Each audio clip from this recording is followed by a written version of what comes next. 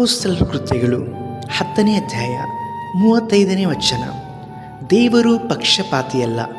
ಯಾವ ಜನರಲ್ಲಿಯಾದರೂ ದೇವರಿಗೆ ಭಯಪಟ್ಟು ನೀತಿಯನ್ನು ನಡೆಸುವವರು ಆತನಿಗೆ ಮೆಚ್ಚುಗೆಯಾಗಿದ್ದಾರೆಂದು ಈಗ ಸಂದೇಹವಿಲ್ಲದೆ ನನಗೆ ತಿಳಿದು ಬಂದಿದೆ. ಕರ್ತನಲ್ಲಿರುವ ಪ್ರೀತಿ ದೇವಜನರೇ, ದೇವರಾಗಿರುವಂಥ ಯೇಸು ಕರ್ತನ ನಾಮದಲ್ಲಿ ಈ ಮುಂಚಾನೆ ವೇಳೆಯಲ್ಲಿ ನಿಮ್ಮನ್ನು ವಂದಿಸ್ತೇನೆ. ಕೆಲವೊಂದು ಸಂಶಯಗಳು ನಮ್ಮ ಜೀವಿತದಲ್ಲಿ ದೇವರಿಂದ ದೂರ ಮಾಡಲ್ಪಡುತ್ತದೆ ಮತ್ತು ಕೆಲವು ಸಂಶಯಗಳು ನಮ್ಮ ಸಮಾಧಾನವನ್ನು ಕೆಡಿಸಿಬಿಡುತ್ತದೆ.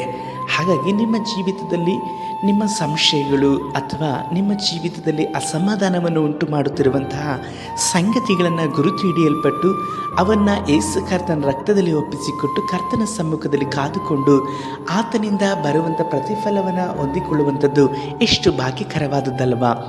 ಮುಖ್ಯವಾಗಿ ಈಗ ನೀವು ಇತರರು ನೋಡಿ ಅವರು ತುಂಬ ಚೆನ್ನಾಗಿದ್ದಾರೆ, ನಮ್ಮ ಜೀವಿತ ಇದೇ ರೀತಿಯಲ್ಲಿದೆ, ನಾವು ಯಾವಾಗ ಸಂತೋಷವನ್ನು ಹೊಂದಬಹುದು, ನಮ್ಮ ಯಾವಾಗ ಆಶೀರ್ವಾದವನ್ನು ಹೊಂದಬಹುದು, ನಮ್ಮ ಸಾಲ ಇಕ್ಕಟ್ಟು ಇದೆಲ್ಲವೂ ಯಾವಾಗ ಬಗೆಹರಿಯುತ್ತದೆ ಎಂಬುದಾಗಿ ನೀವು ಈ ಚಿಂತೆಯಲ್ಲಿ ಮುಳುಗಿರಬಹುದು.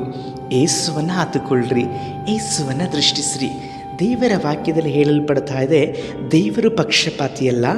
ಯಾವ ಜನರಲ್ಲಿಯಾದರೂ ದೇವರಿಗೆ ಭಯಪಟ್ಟು ನೀತಿಯನ್ನು ನಡೆಸುವಂಥವರನ್ನು ದೇವರು ಮೆಚ್ಚುವವನಾಗಿದ್ದಾನೆ ಎಂಬುದಾಗಿ ಹೇಳಿ. ಇಲ್ಲಿ ಕೊರ್ನೆಲ್ಯನ ಮನೆಗೆ ಹೋಗಲ್ಪಟ್ಟಂತಹ ಪೇತ್ರನ ಕಣ್ಣುಗಳು ಸಹ ತೆರೆಯಲ್ಪಟ್ಟಿತು. ಮುಖ್ಯವಾಗಿ ನೋಡುವುದಾದರೆ ಪೇತ್ರನು ಯೆಹೂದ್ಯರು ಅನ್ಯರು ಎಂಬುದಾದಂತಹ ಭೇದ ಭಾವವನ್ನು ಮಾಡುವಂಥ ಮನುಷ್ಯನಾಗಿದ್ದನು.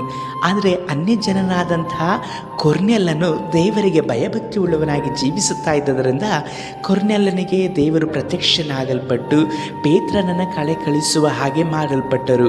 ಈಗ ಕೊರ್ನೆಲ್ಯನ ಮನೆಗೆ ಪೇತ್ರನೇ ಹುಡುಕಿಕೊಂಡು ಬರ್ತಾ ಇದ್ದಾರೆ. ನಮ್ಮ ದೇವರ ಸ್ವಭಾವವೇ ಹಾಗೆ.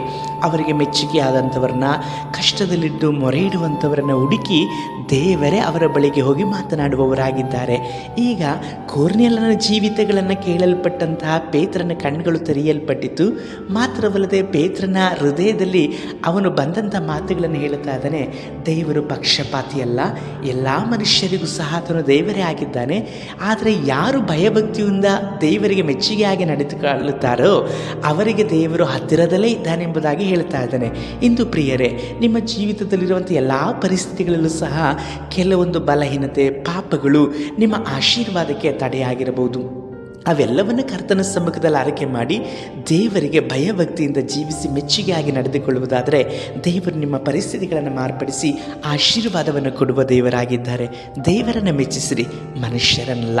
ಪ್ರಾರ್ಥಿಸೋಣವಾ? ಸರ್ವಶಕ್ತನಾದ ದೇವರೇ, ಈ ಸಹೋದರನ್ನು ಮುಟ್ರಿಯಪ್ಪ. ಇವರ ಜೀವಿತದಲ್ಲಿ ನಿಮ್ಮನ್ನು ಮೆಚ್ಚಿಸುವಂಥ ನಡವಳಿಕೆಗಳು, ಸ್ವಭಾವಗಳು ಉಂಟಾಗಲ್ಪಡಲಿ. ನಿಮ್ಮ ಆಶೀರ್ವಾದವನ್ನು ಇವರು ಹೊಂದಿಕೊಳ್ಳುವ ಹಾಗೆ ನಡೆಸಿರಿ. ನಿಮ್ಮ ಕರಗಳಿಗೆ ಒಪ್ಪಿಸಿಕೊಡ್ತೇವೆ ಯೇಸು ಕರ್ತನ ನಾಮದಲ್ಲಿ ತಂದೆಯೇ, ಆಮೇನ್.